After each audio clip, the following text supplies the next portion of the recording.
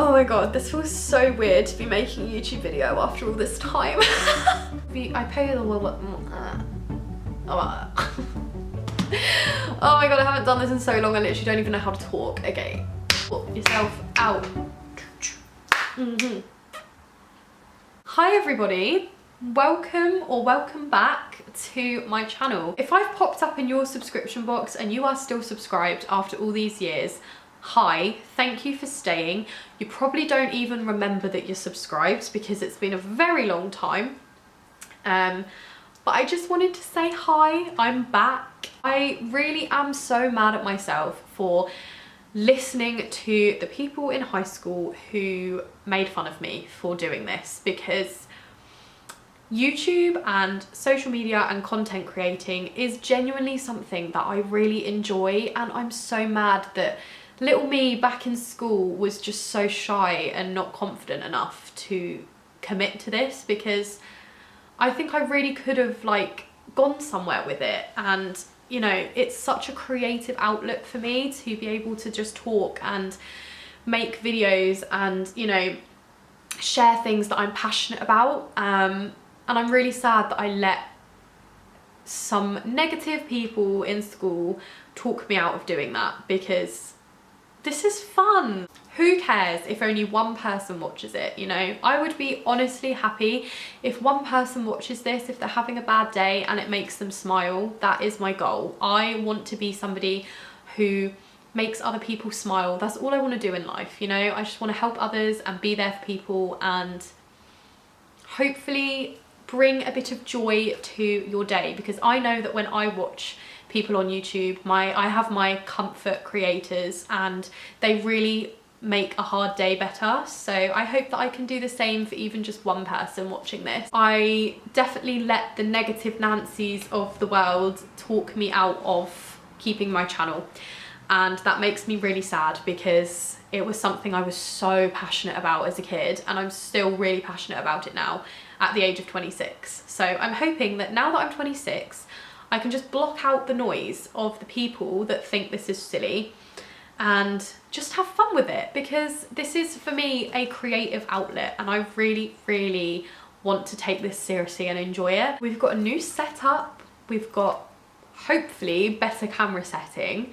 I'm very new to working my camera. I've had this camera since I was 17, but I've never played around with the settings on it before because I really don't understand how it works. So hopefully this is fine for now. I apologise that the lighting is kind of like half on my face. I really don't have anywhere appropriate to film in this flat because everywhere the lighting is just so shocking. So this is kind of, we're working with what we've got for now, but I hope that that's okay. I thought for the first video back on this channel, we could talk about something that I really love and is a passion of mine, and that is books and reading. I absolutely love reading so much, and this year especially I've read so many more books than I usually would. I've made it kind of my goal to read more books this year.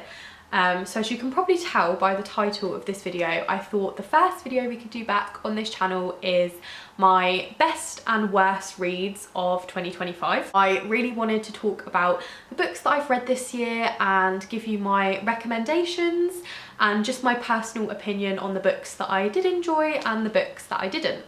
So without further ado, welcome back. If there's anyone here from years and years ago, hi. It's been a long time. If there's anyone that is still subscribed to this channel, you're so appreciated. You probably don't even realise that you're subscribed, but I might just pop up in your box one day and you'll be like, oh, I haven't seen her in a while. So if you do want to, stick around, and if you're new here, please subscribe if you think this channel might be something you'll enjoy. And yeah, let's just get into the video. My first 5-star read of the year is actually the book that I read most recently. The reason I'm putting it at the top of the list is because it's like still very fresh in my brain, and that is Ward D by Freida McFadden. This book really shocked me in a good way. I've read a lot of Freida McFadden books. She is a great author for anyone who is starting to want to get into that sort of like mystery thriller genre, or you're looking for something to kind of get you out of a reading slump. This book, I was in a reading slump for months, and this book really took me out of it. A lot of her books are very fast paced, which I love, because if I'm in a reading slump, I don't want to be like starting to read a book that's really long and wordy and quite a slow burning plot. Whereas this was very fast paced, really easy and quick to read. I literally read it in like 2 days. And it's just brilliant. It's about a girl called Amy who is a medical student, and she is doing a placement shift, a night shift on a psychiatric ward in a hospital. And she's never done it before. And lots of things happen on this night shift, and this is one of the books where when I first read it, I thought, like when I got through the first half, I thought, I've guessed the ending. I had convinced myself, and I was saying to my partner, I know what's going to happen. This is really predictable. I know the end, blah, blah, blah. I really had convinced myself that I had guessed the plot twist. I was so wrong. Everything that I thought was how this was going to end was not how it ended.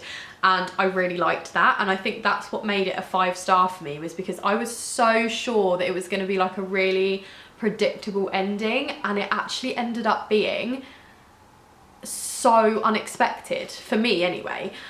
So yeah, this has a really good plot twist in it. It's got a really quick, really easy to read storyline. And yeah, I just really, really enjoyed it. It's just an incredible book, and I really recommend this for anyone who is feeling like they are a little bit stuck in a reading slump at the moment, because this got me out of it and now I can't stop reading again. So this is a 5-star read of the year for me. Moving on to the first book on my list that I didn't particularly enjoy this year. I don't actually have a copy of it because I read it as an ebook, but that is Normal People by Sally Rooney. This is a very controversial opinion because I do feel like I've seen a lot of mixed reviews on this book, especially on like Goodreads and Fable. I've seen some people say it's like one of the best things that they've ever read and they really loved it, and I've seen some people say that they really didn't enjoy it. I am on the side of I really didn't enjoy it. Please take what I say with a pinch of salt, because reading is a personal experience, and maybe just because I didn't enjoy it doesn't mean that you won't. I think for me, I've worked out that I am just not a fan of Sally Rooney's writing. I have read a few of her books and I haven't got on with any of them. Normal People was, for me, just really boring. I just didn't connect to the characters in any way, and the whole book was just kind of based on them having like so many miscommunications with each other, and like the whole book could kind of have just been saved with like a conversation. And I don't know if that was like the point of it, but for me personally, I found it a bit of a chore to finish the book, and that is something that I really don't enjoy when reading, when I feel like it's a chore to get to the ending. And that's what this book felt like for me. Again, I'm sure there's other people that this is probably a 5-star read for them, and that's absolutely fine. Like there's, you know, reading, like I say, is so personal, but for me, I just didn't enjoy it. I found it really boring. I found the characters really kind of surface level and just not very interesting. And I just couldn't relate to them. I found them really just unrelatable and unlikable. And yeah, I don't know. For me, it was a 1-star. I found it really boring. I just didn't enjoy it. And I've tried to read some of Sally Rooney's other books, and I just think we're not a match made in heaven. She's just not my favourite author, and that's okay. We don't have to like everything all the time. But for me personally, it was really, like, not a lot happened in the book. There was like no plot. It was, to me personally, I feel it was very character based and not very plot heavy. I like a very plot heavy book. So I just did not enjoy this one. Next on the list of books that I didn't particularly love this year is The Haven by LJ Ross. I really thought I would like this, and there were elements to it that I did like. This is kind of like a mystery suspense book. It's set in Cornwall, which is the main reason why I bought it, because it is set in my favourite place on earth, which is Tintagel in Cornwall. And that's kind of what drew me to the book. And I love that. That's an amazing part of it, that it's based there. It's a beautiful place. However, the book for me was almost like the ending felt really, really rushed. This book left me having more questions than answers.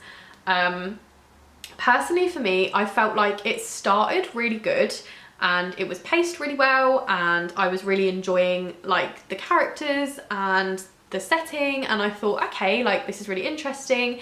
It gets to the start of kind of like the murder mystery, and it was really interesting, and I was really, really engrossed in it. And then I feel like it just died off at the end. I feel like it was really, really rushed, and I just thought, oh, it's ended, like that's it. And I felt like there was a lot of plot holes in this book that really weren't explained properly. They could have gone so much further with this book. And I really, like the first half really, really had me, and I was like hooked. We get to the second half and it kind of just faded away for me, which is really sad, because you want the book to like build up the suspense till the end, especially if it's a mystery book. So for me, this just wasn't it. Really wanted to like this, especially because it's set in literally my favourite place in the entire world. But yeah, the first half I was really intrigued and I thought I was really going to enjoy it. The second half, I just feel like they really rushed it. There was a lot of loose ends that were not really tied up well, in my opinion. And I just feel like they kind of ruined it, because this could have gone so much better. But I don't want to give too much away. I'd still recommend reading it. It's still like a good, easy summer read for like if you're on holiday and you're sat by the pool and you want to read something. I would recommend it still. But it wasn't my fave this year, because it just felt like there should have been a part 2. Next on my list of 5 stars for 2025, we have Just for the Summer by Abby Jimenez.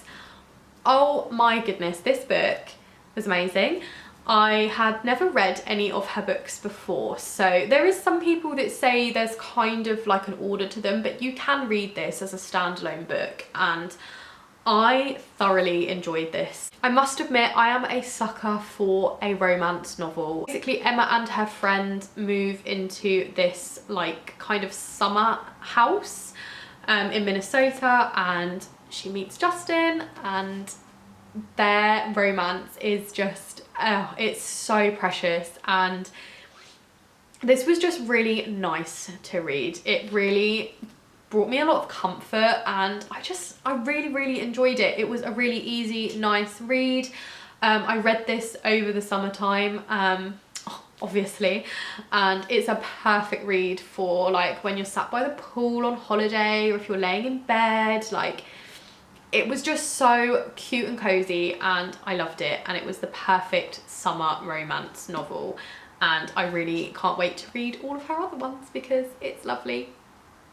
Another 5-star read for me for this year is a very controversial one, but it is Light Lark by Alex Astor.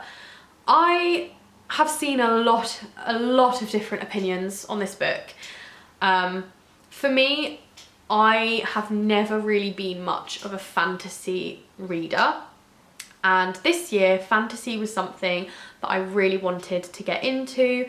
I started with A Court of Thorns and Roses and the Throne of Glass series, and things like Fourth Wing and stuff, all of the sort of really stereotypical book talk books that was recommended to me, and Light Lark was on that list. And I'd seen a lot of people kind of bash this book. For me personally, I went into this like completely blind. This was one of the first sort of fantasy books recommended to me on TikTok that I'd read, because I've never been a big fantasy reader, because I've always found it really hard to get into the worlds. I think this is a brilliant entry level book into fantasy. For me personally, because fantasy books I find can sometimes be very technical and wordy, and I really needed something quite light and easy to kind of like ease myself into then getting into like the more intense fantasy novels. And I really loved this. I thought the concept of this was so cool. It's basically about the island of Lightlark, which appears every 100 years, and there is this big competition through all the realms, and they have to fight for magic essentially. And there is a love triangle in this, so if you like a love triangle romance trope, this is probably for you. I personally loved this book. I read this really quickly. I thought the characters were amazing. I thought the plot twist in this was really good, and I honestly just really enjoyed it. I know there is some people out there that have negative opinions on this book, and that's fine. You are more than entitled to have a negative opinion on any book that you like, but I personally really enjoyed it, and I would recommend it if you are looking to kind of ease yourself into fantasy, because this is a little bit more like kind of beginner fantasy book, I would say, than something like Throne of Glass, which took me a long time to build myself up to reading, because obviously there's so many books in the series. I have read the second book to this, Nightbane. I must admit I didn't love it as much as this one, but I think this is an amazing book, and I would recommend this to anyone that wants to get into fantasy, because it's just really an easy read. It's got really beautiful descriptions of the world, and I personally thoroughly enjoyed this a lot, and I mean the artwork alone is just stunning, so yeah. Next book on my list of 5-star reads for 2025 is The Places I've Cried in Public by Holly Bourne. This is a book that I wish I'd had when I was a teenager. This was written so well, and I don't often cry at books, but I bawled my eyes out at this book. I will say it does have a very triggering theme. It does talk about abuse in relationships. So just be very wary of that before you read it. But this was so eye-opening to me, and I really felt like I just felt for this character so much. It's not very often that I have like such a level of compassion for a character than I did this one. Oh my goodness, this book is an amazing YA novel. Like I say, I wish I'd had this when I was a teenager, because it really changes your perspective on things, and it was just beautifully done, and I really did cry a lot reading this, and I don't often cry at a YA novel, but my gosh, I bawled my eyes out. This for me is up there with one of my other favourite books of all time, which is All the Bright Places by Jennifer Niven. All the Bright Places is a book that will be in my heart forever and always. We're not talking about the film. We don't count the film. The film does not exist in my head.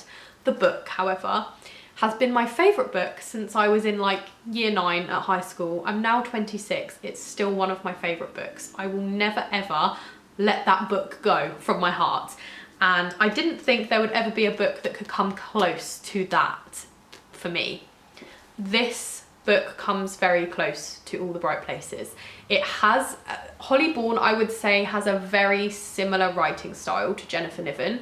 So if you like Jennifer Niven, I would say you would really enjoy this. It's just a very easy, relatable, emotional, teenage kind of book. And I think had I had this in school, like my life would have been changed. This book is just really powerful, and it really makes you think, and you're watching this relationship unfold between these two people, and you can really start to like see kind of the red flags, and you can see the character like kind of changing herself and changing as she goes through this relationship, and the way she's treated and how that kind of affects her mentally. And it's really heartbreaking, but it's really, I think, a really important book, and I loved it a lot. So I would recommend this all day, every day. First video complete, I think. Yay! See you next time. I feel like I need to do some like vocal exercises. I got a text. It's Vodafone. You can do it if you be into it.